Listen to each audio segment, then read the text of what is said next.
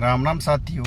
मैं सबसे हाथ जोड़ के निवेदन करता हूँ कि जो भी मेरे भाई बंधु मेरे इस चैनल पे बने हुए हैं और इस वीडियोज़ को देख रहे हैं, वो प्लीज़ इसको दिल और दिमाग दोनों से देखना। ये वीडियोज़ आपके और मेरे लिए नहीं, आने वाले जनरेशन्स के लिए भी बहुत ज़रूरी है। ज़रूरी इन द सेंस कि आज हमारे देश की आप परिस्थिति देख रहे हैं। हमें जो दिखाया जा रहा है वैसे हमारा देश की परिस्थिति नहीं है।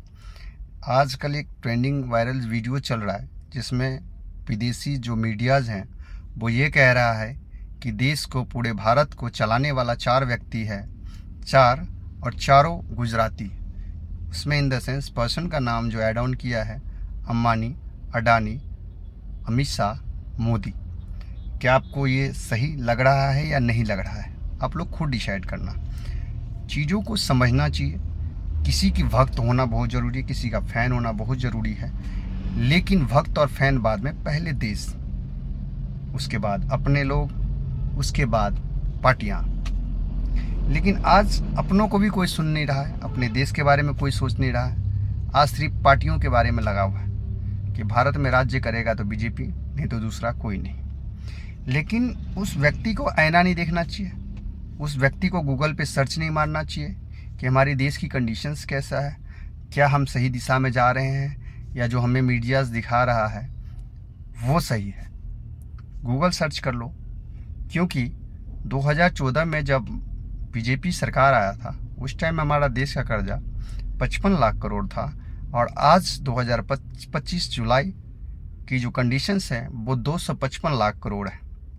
जब कांग्रेस का सरकार था तो फोर्ट हमारे अंदर में था। फोर्ट इन द सेंस कि जो हमारे जितने भी पुराने किलेज हैं, किला वगैरह हैं जो देखते हो, लाल किला हो गया या जो भी है, वो अपने अंडर में था। आज वो सारे प्राइवेट हो चुका है। जो ट्रेन पहले गवर्नमेंटेड था वो सब प्राइवेट हो चुका है। जो मेट्रो की जो देखभाल पहले गवर्नमेंट करता था, अब वो सारे मेट्रोज़ की देखभाल प्राइवेट कंपनियाँ आज कर रहा है, मतलब कंपनीज कर रही हैं। तो आपको इन चीज़ों को नहीं देखना चाहिए। किसी के फ़ैन होना बहुत ज़रूरी है, लेकिन देश के अच्छे नागरिक भी होना बहुत ज़रूरी है। मेरे किसी भी वीडियोज़ पे मत जाओ, आप गूगल जाके सर्च करो कि हम कहाँ खड़े हैं। आपको जो दिखाया जा रहा है वैसे आप हैं नहीं, वैसे हमारे देश की कंडीशंस नहीं है।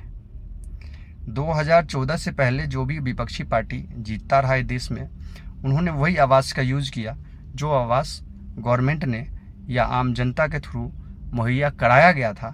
पीएम आवास, सीएम आवास, मंत्री की जितने आवासें हैं। लेकिन जब से प्रधानमंत्री जी आया है, इन चीज़ों का बिल्कुल ही बदल के रख दिए हैं। बदल के रख दिए इन द सेंस कि प्रधानमंत्री जी आता है, अपना एक नया हाउस बना लेता है, मुख्यमंत्री बनता है, अपना एक हाउस बना लेता है, 5 साल के लिए सरकार बनता है। उसके बाद पब्लिक डिसाइड करेगा कि वो 5 साल बाद वो सत्ता में रहेगा कि नहीं रहेगा। लेकिन उस 5 साल में ही सरकार अपने ऊपर करोड़ों रुपये का खर्च कर लेता है, घर बना लेगा।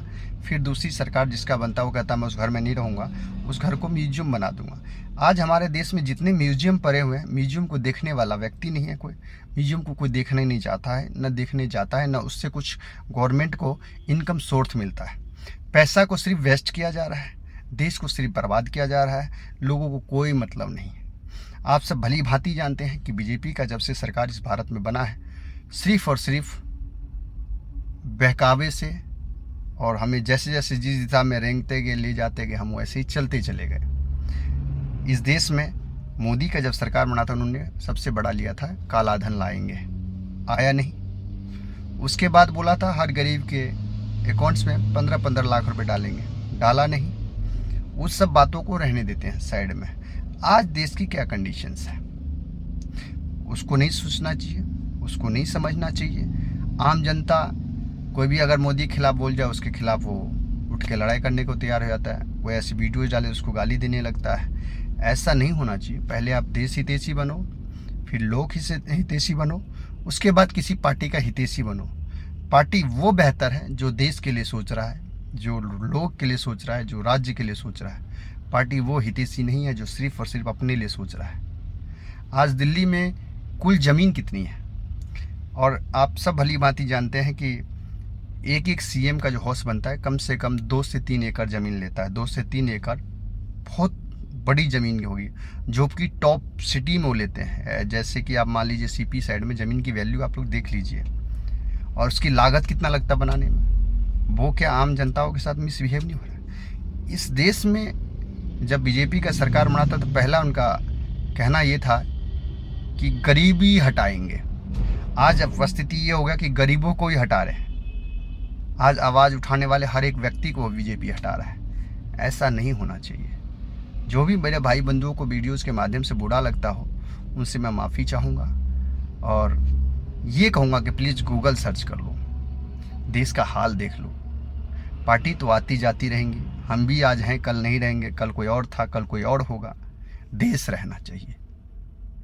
बाकी अभी रेखा गुप्ता जी भी हाउस बना रहे हैं, उस पर भी पैसे की लागत लग रहा है। केजरीवाल आए 5-10 साल अपने लिए हाउस बनवाया, फिर वो वैसे ही करोड़ों रुपया म्यूजियम कह रहे घोषित कर देंगे। अब रेखा गुप्ता जी अपने लिए हाउस बनवा रही हैं, कोई दूसरा पार्टी नेक्स्ट टाइम बनेगा, वो फिर कहेगा उसको म्यूजियम बना देंगे। सब सरकार सिर्फ बनते रहो, नया नया घर अपनी अय्याशियों में पैसे उड़ाते रहो आम जनता का। भारत टैक्स पेयर गरीब से गरीब होता जाए। भारत के जनता में आपको गरीब चाहिए ही नहीं, वोट गरीबों से चाहिए लेकिन गरीब नहीं चाहिए। तो आप लोगों की जैसी मानसिकता है और जैसे आप जो समझदार व्यक्ति हैं, जिस तरीके से अपने नेताओं से राज्य करवाना चाहते हैं, जैसे दबा रहना चाहते हैं या जैसे नहीं बोलना चाहते हैं, उनके अधीन रहना है, वो आप लोग खुद डिसाइड करो। मेरे को तो मेरे दोस्त जो समझ में आता है वो मैं बोलता हूँ। मेरा आईना दिखाने का काम है, मैं आईना दिखाता हूँ। संभलना है तो संभल जाओ, उसमें हमारे बच्चों का भी भला होगा, आपके बच्चों का भला होगा, देश का भला होगा। नहीं संभलना है तो मैं तो पीस ही रहा हूँ, आप भी पिसवाने वाली जनरेशन ही पिसेगा और देश का जो बेड़ा गर्क हो रहा है आंख बंद करके देखते जाओ। जय हिंद। फिर न्यू वीडियोज़ जब भी लाऊंगा प्लीज़ आप लोग हमारे चैनल के माध्यम से जुड़े रहिए, बने रहिए, चैनल को सब्सक्राइब कीजिए। और मैं कभी भी किसी के खिलाफ़ नहीं बोलता हूँ, मैं सिर्फ देश का हितैषी हूँ। जो मेरे देश के लिए अच्छा होगा उसके लिए बोलूँगा। जय हिंद।